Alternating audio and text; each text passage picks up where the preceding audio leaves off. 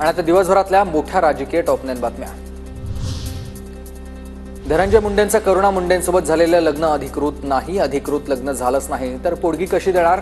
धनंजय मुंडेंच्या वकिलाचा माझगाव कोर्टात युक्तिवाद। मुलं तुमची आहेत म्हणता, मग करुणा मुंडे मुलांच्या आई कशा नाहीत? कोर्टाचा सवाल। तर पुढील सुनावणी 5 एप्रिलला। कोर्टात सुनावणी दरम्यान करुणा मुंडे स्वतःच्याच वकिलावर भडकल्यात। कोर्टाकडून लग्नाच्या पुराव्यांची विचारणा होताच वकिलांनी पुरावे न सोबत आणल्यानं करुणा मुंडे संतापल्या। निवडणूक आयोगानं धनंजय मुंडेंवर सुमोटो दाखल करावा। मुंडेंनी निवडणूक आयोगाकडे कधी 2 तर कधी 5 मुलांची माहिती दिली आहे। मुख्यमंत्र्यांनी धनंजय मुंडेंची आमदारकी रद्द करावी, आनंद दवे यांची मागणी आहे। सरकार बोळ्यांना दूध पितंय का? विशेष अधिवेशन बोलवा। महापुरुषांचा अवमान करणाऱ्यांसाठी कायदा करा, अन्यथा शिवरायांचा अवमान व्हावा अशीच यांची इच्छा असा अर्थ होईल। उदयनराजे स्वतःच्याच सरकारवर बरसले। विशेष अधिवेशन तर त्याचा असा अर्थ होणार आहे की यांना शिवाजी महाराज छत्रपती शिवाजी महाराज छत्रपती संभाजी महाराजांचा अवमान व्हावा ही त्यांची सगळ्यांची मनापासूनची इच्छा आहे।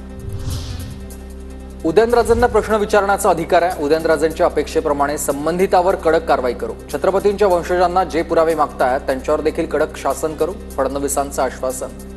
उदयन महाराजांना निश्चित प्रश्न विचारण्याची अधिकार आहे आणि मला देखील ते भेटले आहेत।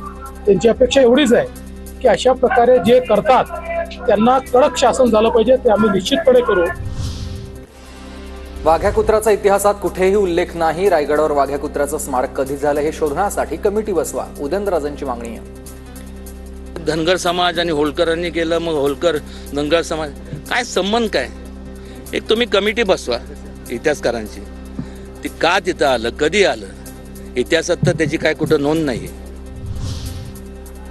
उदयनराजेंचे विधान खरं आहे, त्याबद्दल सर्वांचं एकमत। नुसती कारवाई नाही तर कडक कारवाई झाली पाहिजे, गिरीश महाजनांचं वक्तव्य। महाराजांना एका समाजापुरतं मर्यादित करू नका। महाराजांनी कधी जात धर्म पाहिला नाही, अजित पवारांचं हे विधान आहे। छत्रपती शिवाजी महाराज सर्वधर्मीय नव्हते, काही दिवसांपूर्वी हे संभाजी भिडेंचं वक्तव्य। महाराजांनी कधी जात धर्म भेदभाव अशा पद्धतीनं केलेलं नव्हतं। कृपा करून महाराजांना एका समाजापुरतं मर्यादित करू नका। महाराज सर्वांचे होते।